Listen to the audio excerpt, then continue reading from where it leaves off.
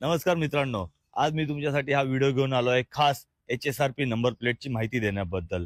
तुमची number plate HSRP आहे हे कसं ओळखायचं, जर नसेल तर कसं अप्लाय करायचं आणि तुम्हाला ही नंबर प्लेट कुठून भेटणार या व्हिडिओबद्दल आपण माहिती घेणार आहोत। तर सगळ्यात पहिले मी तुम्हाला सांगणार आहे की तुमची नंबर प्लेट कशी ओळखायची।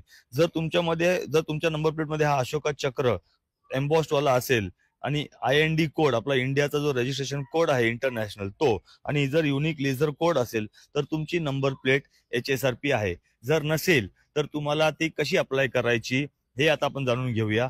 सगळ्यात पहिले तुम्ही www.transport.maharashtra.gov.in या वेबसाईटला व्हिजिट करा। त्याच्यानंतर तिथे अप्लाय फॉर HSRP चूज करा। ते केल्यानंतर तुमच्या गाडीचा registration number, chassis number, engine number या सगळ्या डिटेल्स फिल करा। त्याच्यानंतर तुम्ही पेमेंट करून तुमचा एक स्लॉट बुक करू शकता। जेव्हा तुमचा स्लॉट बुक होईल त्या स्लॉटला किंवा त्या डेटला किंवा त्या ठिकाणी जाऊन तुम्ही तुमची नंबर प्लेट बसवू शकता।